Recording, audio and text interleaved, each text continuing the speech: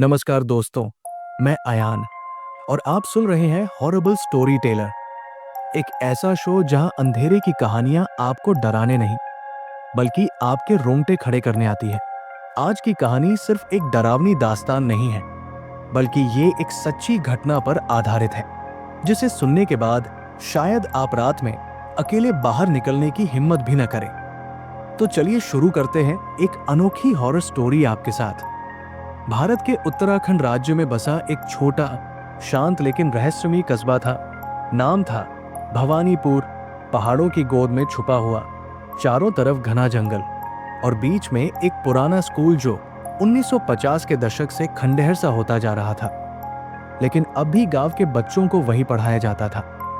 यही वो स्कूल था जहां 13 साल का अनय पढ़ता था, एक बेहद समझदार, शांत और किताबों में खोया रहने वाला बच्चा जो अपनी उम्र से कहीं अधिक सोचता था।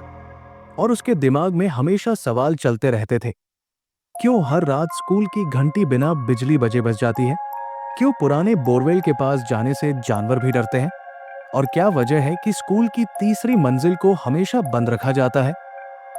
ये सवाल उसे अंदर तक बेचैन करते थे। और एक दिन उसकी जिद ने उसे वो गलती करने पर मजबूर कर दिया जो उसकी जिंदगी बदल देगी। अक्टूबर की वो रात ठंडी थी, लेकिन अनय स्कूल की तीसरी मंजिल तक गया, अकेला, अपने टॉर्च के साथ। और जैसे ही उसने उस लोहे के दरवाजे को खोला, एक बदबू का जोरदार झोंका उसके चेहरे पर पड़ा, जैसे मरे हुए जानवरों, सड़ी हुई मिट्टी और गीले लोहे की बू एक साथ उसकी सांसों में उतर गई हो। उसने देखा कि वहां एक दीवार है जिसमें दरार है, लेकिन वो साधारण दरार नहीं थी। वो धीरे धीरे सांस ले रही थी, जैसे जिंदा हो, और उससे एक ठंडी हवा निकल रही थी जो बोलती नहीं थी, लेकिन कुछ कह रही थी। तू सुन सकता है ना? अनय वहां से डर के भागा नहीं, बल्कि उसने अगले दिन उस दरार के पास एक रिकॉर्डर रखा। और जो उसने रिकॉर्ड किया, वो आवाज इंसानी नहीं थी, वो फुसफुसाहटें थी। लेकिन उसमें एक नाम बार बार आता था, अनय, अनय, आजा। और तभी से उसकी जिंदगी बदल गई। अगले कुछ हफ्तों में अनय की आदतें बदलने लगी। वो अकेले में बात करता, दीवारों को घूरता, नींद में चलता और अचानक चीखने लगता कि वो मुझे देख रहे हैं। लेकिन किसी को समझ नहीं आता कि वो कौन है। उसकी माँ ने उसका इलाज करवाया, स्कूल वालों ने उसका मानसिक मूल्यांकन किया, लेकिन सब कुछ सामान्य दिखा, सिवाय उस एक चीज के जो वो हर दिन अपने कमरे में बना रहा था। एक मैप जिसमें भवानीपुर का नक्शा था, लेकिन उसके नीचे एक और नक्शा, उल्टा, गहरा, जैसे कोई दूसरा शहर उसी के नीचे सांस ले रहा हो। और फिर 16 नवंबर 1992 की रात अनय लापता हो गया। कोई दरवाजा टूटा नहीं, कोई आवाज नहीं आई, खिड़की बंद थी, लेकिन उसका बिस्तर ठंडा था और दीवार पर वही सांस लेती दरार एक बार फिर दिखाई दी। इस बार उसके कमरे में। गांव भर में हड़कंप मच गया। पुलिस, प्रशासन और तांत्रिक तक बुलाए गए, लेकिन कोई सुराग नहीं मिला। सिर्फ अनय की बनाई गई एक डायरी जो उसकी मेज के नीचे छुपी थी, जिसमें लिखा था, मैं अब पूरी तरह देख सकता हूं। नीचे एक दूसरी दुनिया है जहां सब कुछ वैसा ही है, लेकिन उल्टा। वहां रोशनी नहीं, सिर्फ परछाइयां है, और उन्होंने मुझे चुन लिया है। ये पढ़कर उसका सबसे करीबी दोस्त राहुल कांप उठा, लेकिन उसने हार नहीं मानी और अनय की तलाश में उसी स्कूल के तीसरी मंजिल की दरार के पास गया, टॉर्च और कैमरा लेकर।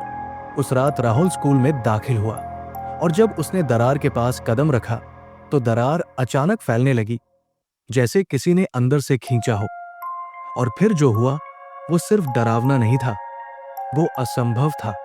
उस दरार से एक पूरा कॉरिडोर निकला जो धुंध से भरा था, जहां गुर्राहटें थी और हवा में उल्टी लटकी हुई बेलें थी, जिनमें कुछ अजीब से जीव हिल रहे थे। और हवा में गूंज रही थी एक ही आवाज, भाग जा या वो तुम्हें खा जाएंगी। राहुल ने उस रास्ते पर कदम रखा और खुद को एक ऐसी जगह पाया जो भवानीपुर की ही परछाई थी। हर गली, हर घर, हर पेड़ वैसा ही था।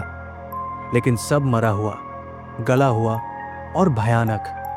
और तभी उसे देखा अनय, जो अब इंसान नहीं रहा था। उसकी आंखें काली थी, उसकी पीठ मुड़ी हुई थी और उसकी आवाज दो भागों में बंटी हुई थी। एक जो कहती थी मुझे बचा लो, और एक जो फुसफुसाती थी तू भी आ जा, हम अब अकेले नहीं। राहुल समझ गया कि अनय ने दरार के उस पार जाने की जो कीमत चुकाई है वो उसकी आत्मा थी, और अब अगर वो उसे वापस लाएगा तो वो कुछ और साथ ले आएगा। लेकिन दोस्ती के नाम पर राहुल ने रिस्क लिया। उसने अनय की तरफ हाथ बढ़ाया और ठीक उसी पल दरार एक जोरदार धमाके से बंद हो गई। अगले दिन पूरा भवानीपुर जैसे नॉर्मल हो गया। कोई अनय को नहीं जानता था। स्कूल में उसकी फाई ही नहीं थी। उसकी मां की गोद में अब एक नवजात था जिसे वो कभी कभी अनय कहकर पुकारती थी। और राहुल, वो अब गांव में नहीं रहता, लेकिन लोग कहते हैं अगर आप रात के 3 बजे भवानीपुर के स्कूल की तीसरी मंजिल के उस दरवाजे के पास खड़े हो तो आपको दीवार में एक दरार दिखती है, और उस दरार में से आती है एक आवाज, अब तेरी बारी है। और तब आप खुद को अपने ही कस्बे के एक उल्टे, सड़े हुए, भूखे संस्करण में पाते हैं, और वहां से कोई वापस नहीं आता। अगर आपको ये कहानी डरावनी लगी हो तो ऐसे ही और भी रोंगटे खड़े कर देने वाली सच्ची हॉरर कहानियों के लिए अभी सब्सक्राइब कीजिए हमारे चैनल हॉरेबल स्टोरी टेलर को। अगली बार फिर मिलेंगे एक ऐसी कहानी के साथ जो आपको नींद में भी सोचने पर मजबूर कर देगी। तब तक के लिए अंधेरे से दूर रहिए, क्योंकि डर अभी जिंदा है। मिलते हैं इसके पार्ट 2 के एपिसोड में। टैब तक लाए, गुड बाय।